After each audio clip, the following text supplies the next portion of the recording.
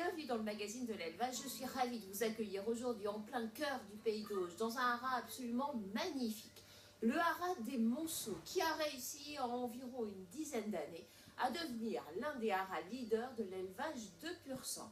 Grâce à Lucien Urano, son propriétaire, et à Henri Bozo, qui va nous accueillir aujourd'hui, nous allons découvrir les clés de la réussite de cette structure qui s'illustre très régulièrement aux ventes Arcana à Deauville. Tout de suite, le sommaire. Henri Bozo, le directeur du haras des Monceaux, reviendra sur l'histoire de ce haras qui a connu heure de gloire puis abandon avant d'être acheté par Lucien Urano, son actuel propriétaire. Aujourd'hui clairement tourné vers l'avenir, les Monceaux voient grand. Henri Bozo nous expliquera leur projet. Axés vers l'international, les Monceaux ont très rapidement trouvé la clé de la réussite. Notre hôte nous présentera cette politique d'élevage ambitieuse et efficace. Nous partirons ensuite à la rencontre de Gildas Vaillant au haras de Bellevue, l'éleveur de la jument phénomène Princesse d'Anjou, qui a gagné 2 fois le Grand Steeplechase de Paris, nous racontera sa belle aventure d'éleveur.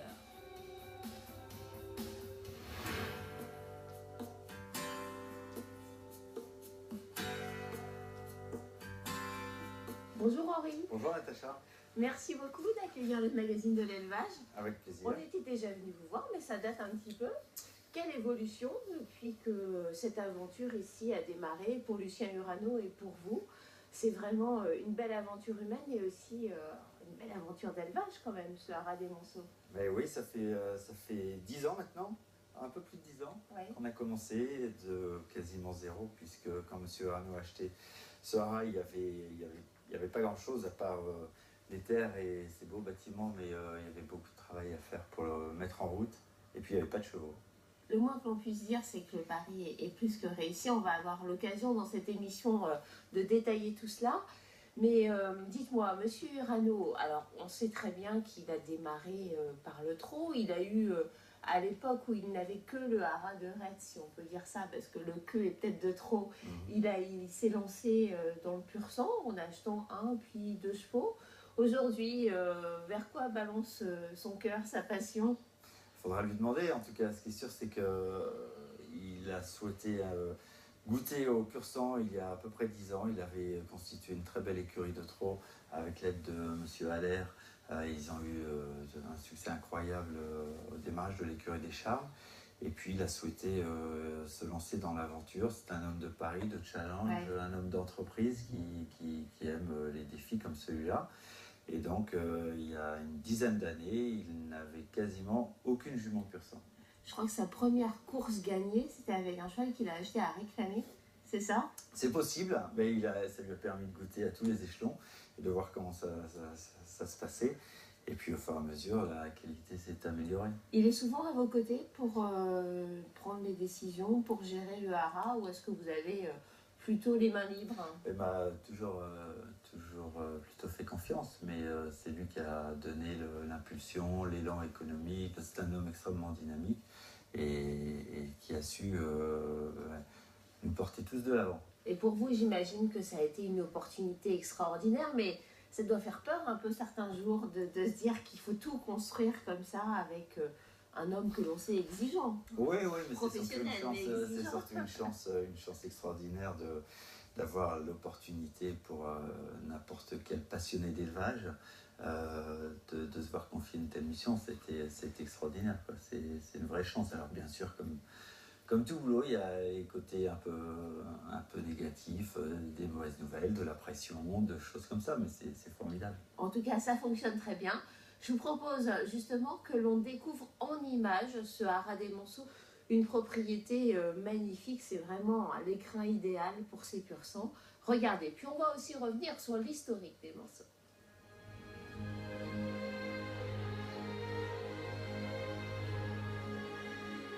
Les Monceaux, c'est un haras qui a été créé en 1924 par un Américain, passionné de chevaux de course et passionné par la Normandie, qui s'appelait Ralph Strasburger, et qui a acheté une ferme au Geronne avec un beau manoir, et qui, à partir de là, a créé un grand haras d'élevage qui a rayonné en Europe pendant de nombreuses années.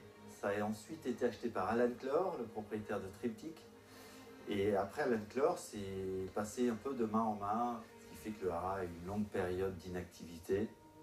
Lorsque M. Urano achète le haras des Monceaux il y a 10-11 ans, donc il a fallu rénover tous les herbages, les bâtiments, créer des barnes, et créer des nouveaux paddocks et puis racheter des fermes environnantes. Nous avons investi l'an dernier dans une ferme à proximité du haras, 2 km du haras, que nous sommes en train de développer. Et maintenant, nous sommes arrivés un peu au-dessus de 270 hectares. Grâce à cette superficie importante, on a la possibilité de laisser se reposer les terres. Il y a une zone qui est plus spécialement dédiée au weaning, au sevrage et puis yearling, jusqu'à la préparation des ventes. Et les poulinages ont lieu ici, et la préparation des ventes a lieu ici également dans la cour principale. Il y a à peu près 80 juments en pension au haras. Nous sommes propriétaires d'une bonne cinquantaine de poulinières et chaque année, une petite soixantaine de yearlings. On souhaite avoir une soixantaine de poulinières à nous et puis entre 20 et 30 poulinières pour des clients à l'année. Dans la politique d'élevage, une part prépondérante, c'est la qualité de l'équipe qui travaille ici tous les jours. Et c'est à mon avis ce qui participe grandement au succès du haras. C'est une équipe de gens passionnés. En ce moment, nous sommes 19 et pendant la préparation des ventes, il y a 4 personnes qui viennent nous aider. Il y a un diététicien qui vient nous aider régulièrement, qui est également spécialisé dans le suivi des herbages. On a procédé à une étude de fond sur les teneurs en oligo-éléments et vitamines des terres du haras. Et en fonction de ça, on a mis en place un programme alimentaire. Et chaque année, on essaie de le faire évoluer un petit peu pour voir quelles améliorations on peut y apporter. Et c'est ce même aliment qu'on utilise donc pour la préparation des ventes, simplement de façon plus importante en volume, puisque le travail est quand même plus important. Il y a une vétérinaire que nous partageons avec l'écurie des Charmes et qui est à demeure ici. Et puis un ostéopathe, un fasciothérapeute qui vient nous aider de temps en temps à essayer de calmer des chevaux un peu nerveux, d'essayer de leur donner confiance. Voilà, je trouve ça intéressant d'essayer de prendre les talents des uns et des autres pour améliorer les choses.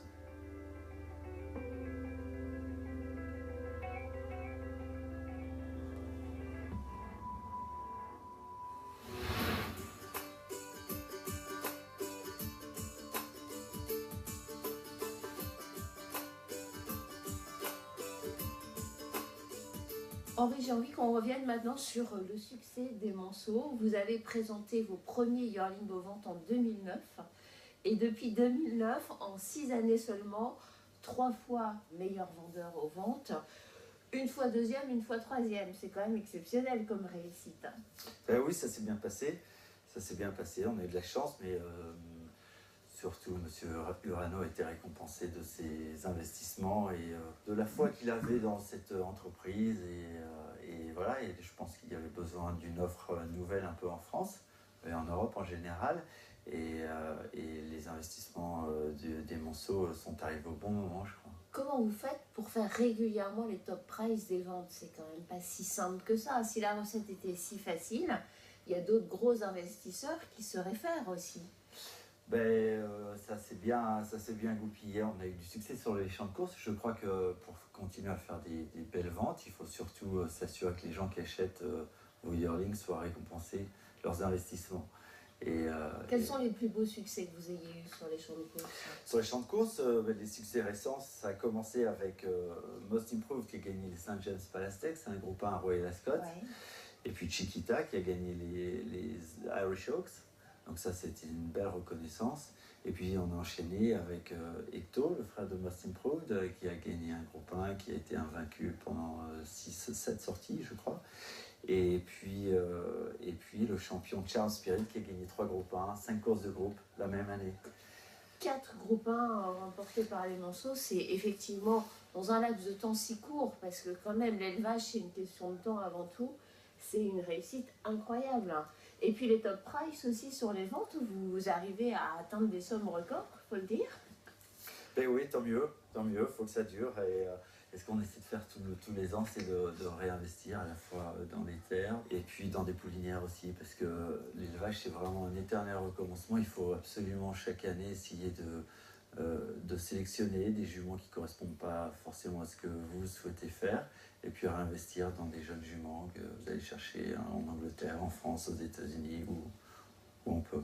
Quels sont vos souvenirs ou votre souvenir le plus marquant des ventes? Cette année, j'ai été marqué par un poulain qui a été acheté par Marcus Just, un Sud-Africain qui a acheté le frère de Chiquita par Prudencia, un mâle d'Invincible Spirit, et qui est un poulain auquel j'ai toujours beaucoup cru.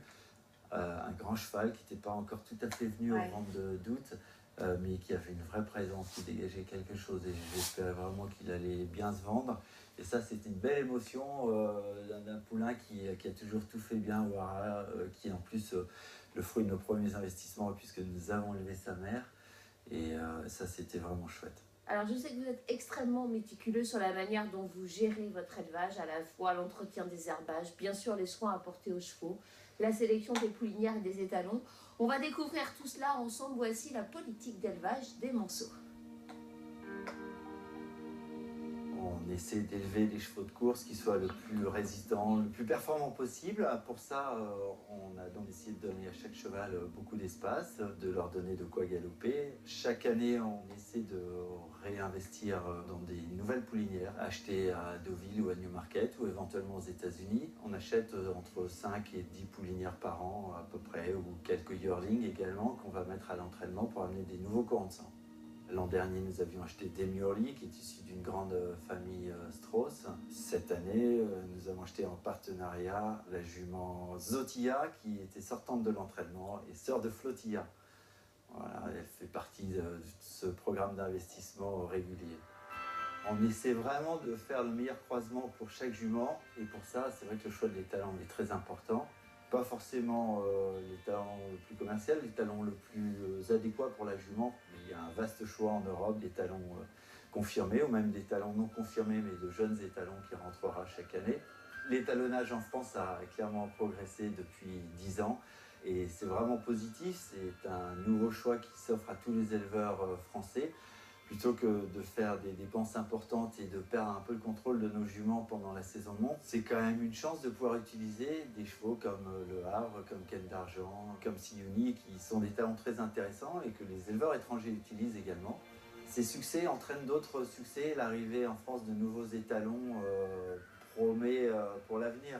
Donc j'espère que ce courant va continuer et s'intensifier.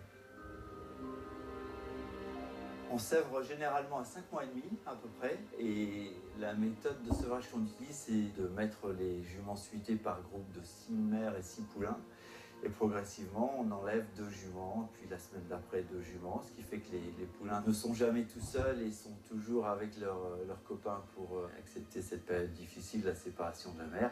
Et globalement, je trouve que c'est une méthode qui fonctionne bien, qui est moins traumatisante que la méthode utilisée il y a longtemps où les juments et les poulains étaient séparés dans un box.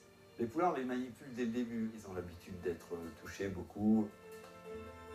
Pour la préparation des ventes du mois d'août, on a la chance de ne préparer aux ventes que des chevaux qui ont été élevés ici. Ça fait partie de la politique qu'on a choisie dès le début. Ce qui fait qu'on maîtrise davantage la courbe d'évolution de ces poulains, puisqu'ils ont tous la même alimentation. Donc la préparation se fait de façon assez naturelle. Elle est principalement axée sur la marche en main et un petit peu de longe également. Mais je tiens absolument à ce que les chevaux passent le plus de temps au paddock pour leur santé physique et morale, qu'ils aient ces périodes de détente dehors.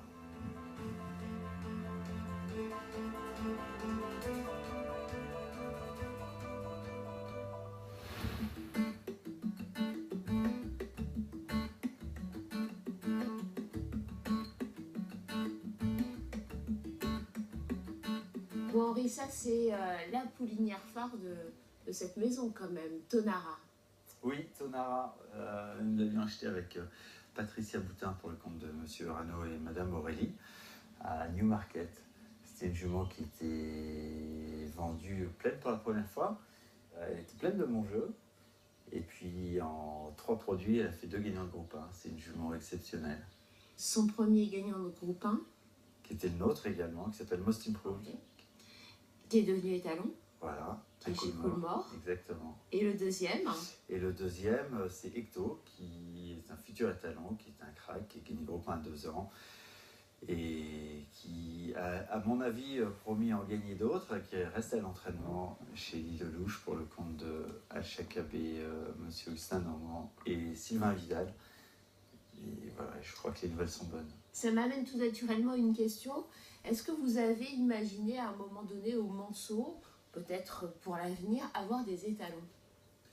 Parce que vous avez produit quand même 2 étalons. C'est vrai, ça a été évoqué, mais on a plutôt décidé de rester concentré sur un objectif vraiment de produire des bons chevaux, des bons chevaux de course, d'investir tous nos moyens dans la sélection de poulinières, entre 5 et 10 poulinières. Nouvelles, chaque année. Chaque année, oui, à peu près. Mais beaucoup en partenariat avec différents clients un peu partout dans le monde qui ont souhaité investir avec nous, et nous on est assez ouverts à ça. Donc c'est bien, ça permet de répartir les risques, d'acheter plus de juments. Et est-ce qu'il y a des origines particulières que vous recherchez systématiquement, des courants de sang que vous aimez bien ici, ou qui vous manquent et que vous aimeriez avoir? Oui, il y a des courants de sang qui nous parlent plus. Chaque éleveur a, je pense, des familles qu'il aime, qu'il préfère, qu'il comprend mieux. Quelles sont les familles qu'on aime au Manceau? En l'occurrence, la famille de Prudenzia, la famille d'Alexandrova, qui est une famille qui nous a beaucoup porté chance et qui est typique de ce qu'on cherche à faire, c'est-à-dire investir dans une jeune jument, pas forcément avec des performances, mais avec un pédigré et une qualité physique qui fait qu'elle a le potentiel pour être une bonne poulinière. Je vous propose, Henri, que l'on découvre ensemble le pédigré d'Ecto, le deuxième groupe 1 produit par cette jument Tonara qui est, on va dire, la jument phare de cet élevage. Allez, c'est parti pour tous les amoureux de génétique. Co-élevé par l'écurie des Monceaux et l'écurie Skymark Farm, Ecto est passé en vente yearling à Deauville dans le cadre des vacations d'août, faisant tomber le marteau à 75 000 € et revenant à Gérard-Augustin Normand en partenariat avec Sylvain et Elisabeth Vidal. Son accession au plus haut niveau à la faveur de ses succès dans le Critérium international et le prix de Fontainebleau a incité la famille royale du Qatar à entrer dans l'association, et c'est sous la bannière d'Al-Shakab Racing que le poulain a remporté le prix Niel et sera revu en 2015.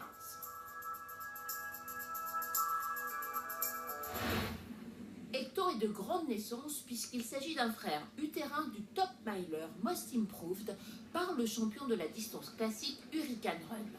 Vainqueur des St. James Palace Stakes au meeting royal d'Ascot, Most Improved avait également été 3e des Dewhurst Stakes à 2 ans. Fils de Loman, il a intégré le prestigieux piquet des talons de Coolmore en Irlande en 2014.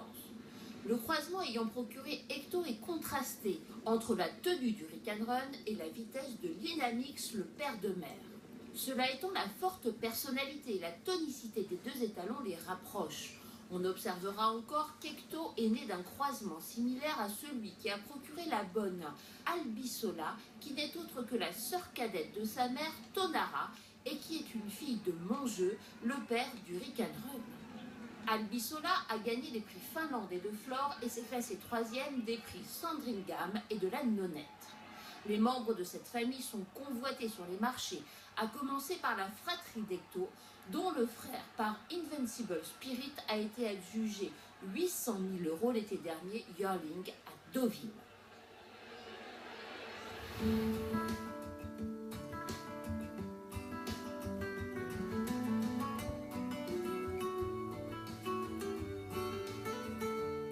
Bon, Henri, là, on est avec la moisson de l'année, c'est ça? Un peu, oui, un peu. Alors, racontez-moi, qui sont ces yearlings? Lui, c'est le fils de Tonara, le yearling de Tonara, un mâle par Invincible Spirit, c'est Tonara. C'est donc le 3/4 frère de Most Improved, le demi-frère d'Ecto. Nous avons un mâle de Frankel et Piping, qui est une jeune jument que nous avons achetée, dont nous avons bien vendu la fille yearling l'an dernier, qui est Chambre et Fabre. Ouais. Là, c'est le premier produit de Pacifique qui est gagnant de groupe 3, par du Baoui. Et un autre Frankel, avec une jument gagnante de Stakes, et mère de gagnante de Stakes, qui s'appelle Dance About. Il y a du lourd dans, Il y a du lourd, ouais, dans ce prêt, c'est clair. Alors, comment ça se passe en fait pour les ventes? Vous les vendez tous et vous gardez quelques pouliches quand même, hein? On vend quasiment toute la production, à l'exception d'une ou deux pouliches dont nous n'avons plus de sœurs ou de mères, etc. Mais Ouais. sinon, quasiment tout est présenté aux ventes de Deauville. Ouais. Est-ce qu'il vous est arrivé de regretter certaines ventes? Parce que après coup, quand on voit certains résultats, on dit Ah non, sinon il faut qu'on change de métier. Vraiment, quand on vend des yearlings, tout ce qu'on espère, c'est que le type qui vous a acheté le yearling va venir vous embrasser l'année d'après, quoi. Et je trouve ça difficile de vendre un yearling quand ça se passe mal. C'est donc non, on n'a jamais regretté des belles victoires de chevaux vendus. Et alors, comment ils vivent là, ces petits yearlings? Ils sont, bon, on voit, ils ont des beaux paddocks, il y a quand même de l'herbe, on est encore en plein hiver. Néanmoins, vous les rentrez, vous les laissez un peu dehors? Alors, ils passent un maximum de temps dehors. Hop là, Voilà. ça déménage. Ils passent un maximum de temps dehors. Ouais. Ceci dit, au mois de janvier-février, ils sont rentrés la nuit. Et à partir du mois de mars, ils passent la nuit dehors. Ils sont rentrés le matin et ressortis en début d'après-midi. Mais l'idée, c'est d'essayer de fabriquer des chevaux de course. Et on a toujours essayé d'orienter notre élevage de façon la plus naturelle possible pour faire des chevaux résistants.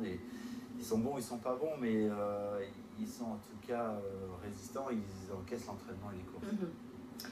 On va quitter Henri pour quelques instants ce magnifique pays d'Auge pour prendre la direction de la Loire-Atlantique. Si je vous parle de Princesse d'Anjou, vous avez tout de suite compris. On part pour découvrir l'élevage de Gildas Vaillant. C'est Ma jumenterie, je la dois à Jean-Paul Gallerini. Mon premier poulain, ça a été, je crois, grand trésorier. On a fait un échange, et moi, je crois que j'avais eu Royala, la mère de Princesse d'Anjou. Princesse d'Anjou qui était toute petite, puis qui avait un sale caractère. Elle se jetait sur les gens comme pour les mordre. Alors, en plus qu'elle était moche, petite, enfin, moi, je ne l'ai trouvée pas moche parce qu'elle avait énormément de personnalité. Vous savez ce qu'elle est devenue. Et quand vous avez une princesse d'Anjou, vous êtes pris au piège, vous avez envie d'en avoir d'autres. Ça va bien, rassurez-moi. C'est incroyable. Ma politique d'élevage, c'est qu'il faut que les chevaux se sentent bien dans leur environnement. Ça, ce sont mes 3 ans, ce sont mes bébés. Ça, ils ont été débourrés, ils ont travaillé un petit peu. Hein, pas beaucoup, parce que moi, je des chevaux tardifs. Il n'y a pas de chevaux qui commencent de bonne heure chez moi, c'est toujours à l'automne. Alors ça, c'est une Spanish Moon. Je l'ai appelée la vaillante, mais je ne sais pas si elle sera vaillante. Il faut attendre que la croissance se fasse et qu'il commence à grandir, à maigrir, à prendre de la force. À l'autre, c'est une Maresca Sorrento. Cœur d'Anjou, elle s'appelle celle-là. Elle s'annonce très très bien, surtout un très très bon caractère. Le problème que j'ai aujourd'hui, c'est que mes anciennes poulinières, elles ont vieilli. Il faut que je renouvelle mon élevage, mais j'ai 3 poulinières à QPS et j'ai 3 poulinières pur sang. Ça, c'est Tzigane d'Anjou, le père c'est Sounsac. Sa mère, c'est Sexy de Volbonne, la mère de Fine du Cabre, de Gourmet du Cabre, de Orgueil d'Anjou, de Marie d'Anjou. C'est une très très bonne souche à QPS. Quand vous avez une bonne souche de demi-sang, c'est beaucoup plus régulier dans la production.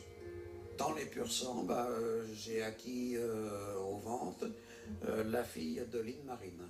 Elle s'appelle Lynn Gary, elle est par Lynn Gary. Alors ça, c'est normalement ma meilleure poulinière. Lynn Marine a eu un seul produit, c'est cette jument-là. Alors ça, c'est une fille de Nottingham Palace. Cette souche-là, il faut absolument que je la garde, c'est une nononito, tout voilà. Je l'ai gardée à l'élevage. J'espère qu'elle va me faire des très très bons poulains.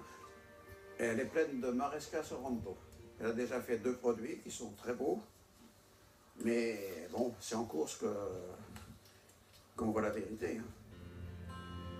Mes chevaux qui marchent bien actuellement, évidemment, il y a le Bel Anjou, c'est celui qui marche le mieux. Il y a Vicomte d'Anjou qui s'annonce très très bien. Les jeunes arrivent. Alors la première, c'est une Vision d'État. Sa mère, Céline Gary. Oh là! Alors ça, je vais faire un étalon dessus. Là. Ça, ouais. Eh oh! Tu attends? Celui-ci, il s'appelle Épidore. C'est un Maresca Sorrento avec cigale d'Anjou. Mon rêve, ce serait d'en faire un état. Ils me font tout oublier. Avec eux, je suis sur une autre planète.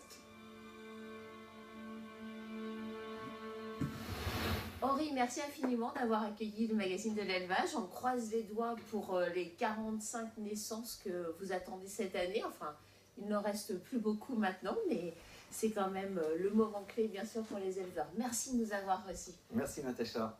Quant à nous, vous le savez, on se retrouve très vite pour un nouveau numéro du magazine de l'élevage. En attendant, très belle fin de journée sur Equidia.